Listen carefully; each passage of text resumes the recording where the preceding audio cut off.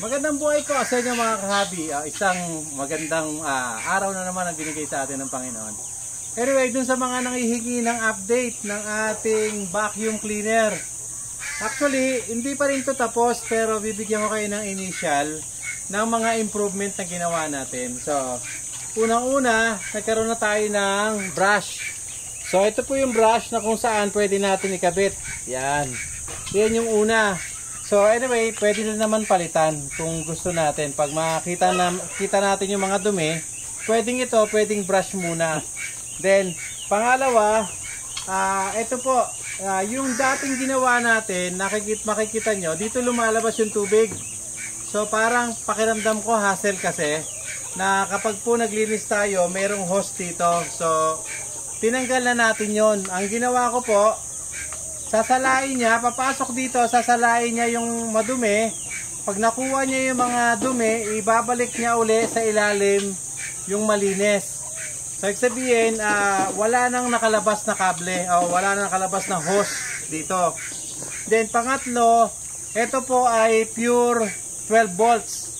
So, ibig sabihin, anything happen po, bumagsak man ito sa loob ng ating pond o mini pond na ginagawa, hindi tayo makukuryente o hindi tayo ma-electrocute kasi yun yung isa sa mga safety na tinitignan ko. Kaya ito po, may wire pa rin ito, 12 volts po ito. So, yun ang ginawa natin. Although, gaya nga ng sinabi ko sa inyo, no, gusto ko di battery, kaya lang di pa ako nakakabili.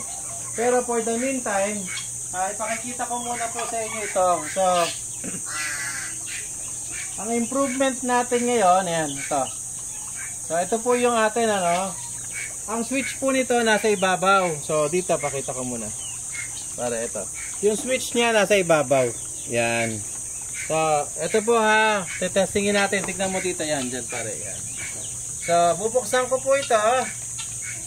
Yan. So, binuksan ko na po. Yan. Makikita nyo po. Ayan, Yun. Diba po? So, kuha po yung mga dumi. Yan. Yan. So, dito, pare, pakita mo to. Ito. Yan, makikita nyo po yan, Yan. Kuha niya lahat dito. Then, dito po lumalabas ang tubig sa likod. Yan.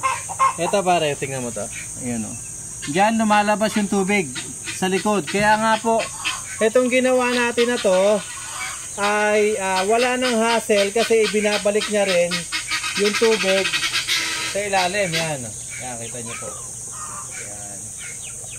So, ang maganda po kasi yung dulo, papatayin ko muna po ha. Patayin ko yung dulo.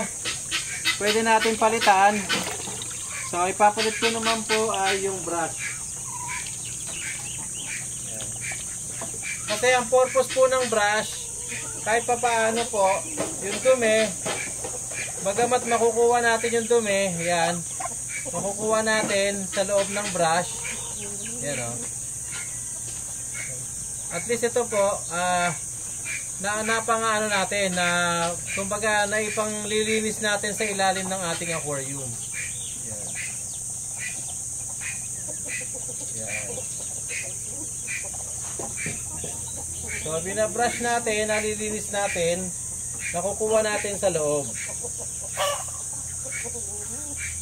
Kaya nga ito, dun sa mga merong mini pool, yung mga mini pool na pagkakatapos po natin di ba, ginagawa natin, pinapalitan agad natin ng tubig. So, ito po ay po pwede. Ayan. Tignan nyo po ito. Para ipakita mo lang to. Ayan, tignan nyo po yan, kung gaano karami yung nakukuha niyang dumi. Yan. Yan. So, kaya nga yung improvement na ginagawa natin dito, medyo maganda na.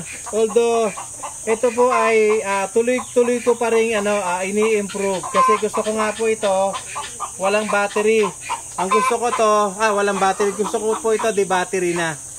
Pero kahit po di cord siya, may cord. Ito po ay pure 12 volts. So, gaya nga na sinabi ko, hindi tayo makukuryente. So, yun yung mahalaga.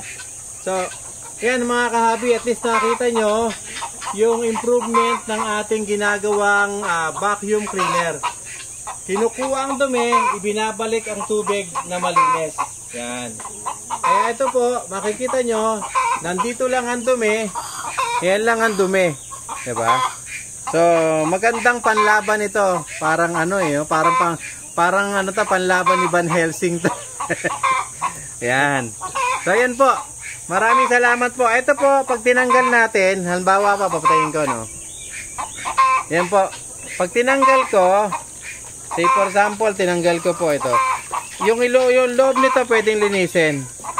Then, ito namang dumi. Itong dumi natin, yan. Kung gusto nyo po, igaganon nyo lang po ito. Boom. Ayun. Diba po? So, matatanggal natin yung lahat ng dumi ng ating mga mini pond, swimming pool, at kung ano-ano pa. Pero babalikan ko kayo kasi may konting improvement pa tayong gagawin. Salamat at magandang buhay po sa inyo lahat.